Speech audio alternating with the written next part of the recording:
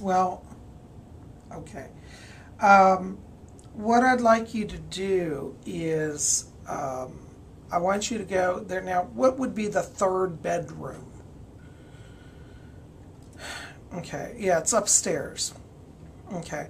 Well, what you would call the third bedroom, this is where I'm picking up this paper. And there's now, I'm seeing a closet in that room. And on the upper shelf of the closet, there's two boxes. Does this make sense? Okay, can you walk up there and look? Okay.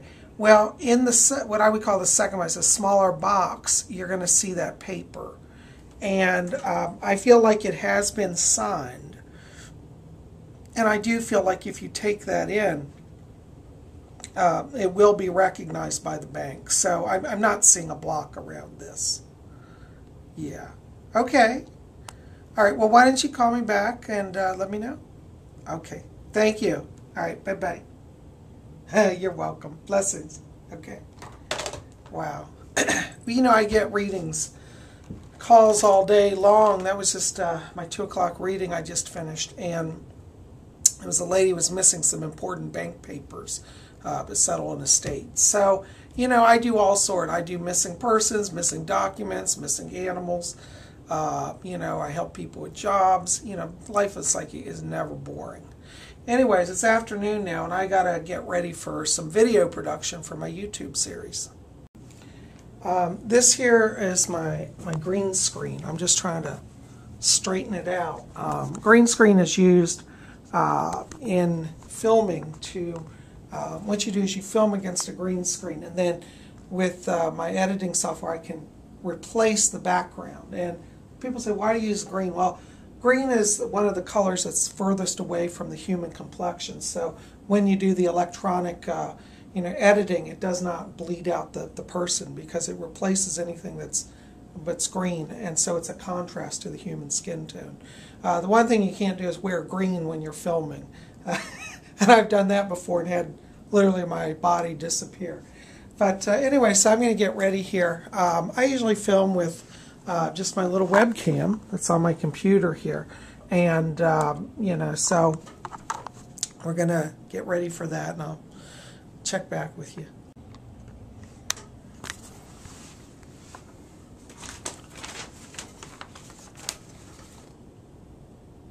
Well, hello YouTubers, this is Bob. It is so good to be back with you. Well, your letters have been rolling in, and so I'm going to bring you another episode of Messages from the Spirit World. Next week I'll bring you more Messages from the Spirit World. Okay, cut. That's a wrap.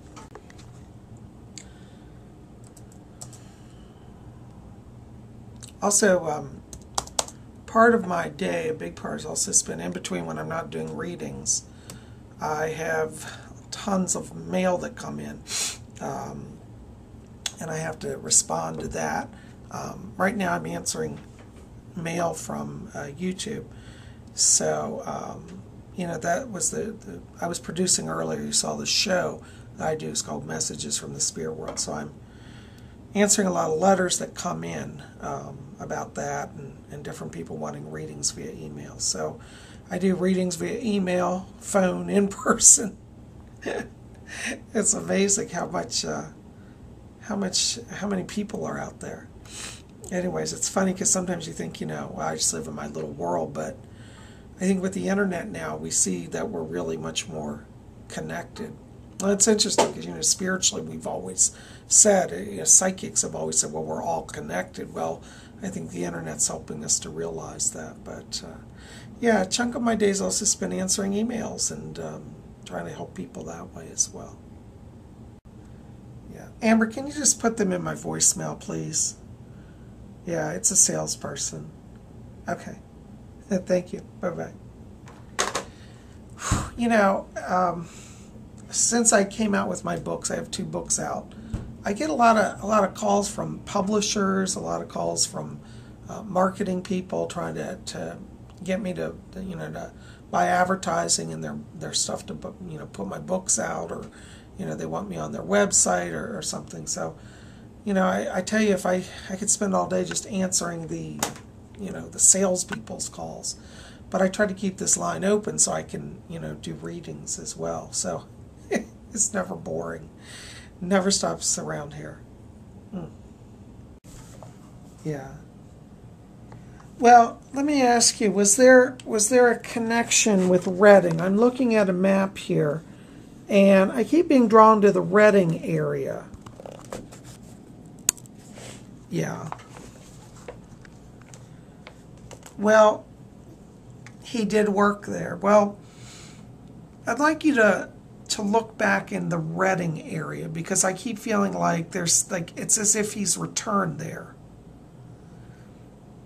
Yeah. Now I pick him up. Now he's not homeless, but I feel like he's not living in the manner that he's used to. It's kind of like he's he's living rough.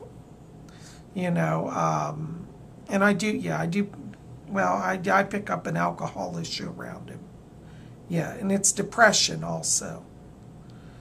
Yeah. Well, I would put it kind of, if you want to look at kind of the like right on the southern edge of the town of Reading, like kind of right outside the city limits proper. Yeah. Yeah, that's where I think you'll find him. Yeah, now, let me describe. I see him, he's about 5'8", very, very thin. He has a beard. Yeah, well, how long has it been since you saw him? Okay. Well, he has a beard now. And that's how, yeah. So you might not recognize him, or, if you put out a description, people might not recognize him. Now, I keep hearing Junior, the name Junior around this, and I keep feeling like, is that a nickname, or did he used to go by that when he was younger? Okay, well, that's connected to his identity as it is now. Yeah.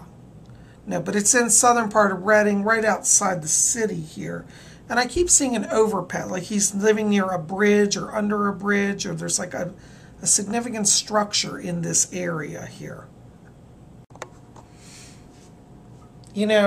As a psychic, I get a lot of flack because there are a lot of people who don't believe in psychics, or they hate us, or they don't think we're real. But, I think probably one of the most touching things is, when you can, bring closure to people. If I, sometimes I work on crimes, and I'll, find somebody who's missing, or I'll find at least a body, and bring closure to the family. And, that's always rewarding for me. And, for all the haters that I get a lot of beautiful letters as well from people. And some of them, they even send me gifts. And I want to show you guys this here. This painting here on my wall, let me back up here.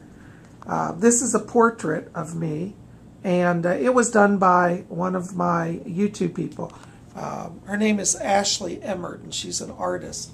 And I've been a fan of Ashley's work, and I guess you'd say she's a fan of mine, but she did this portrait for me to say thank you for a reading that I did, where I helped her with some stuff. And so anyways, I'm just a big fan of this artist, and now I have actually one of her originals that was sent to me. I was really surprised when the package arrived. It was massive. And anyway, she knows that I'm a big fan of Andy Warhol, so she did a portrait kind of in a Warhol style for me, which I really, really like.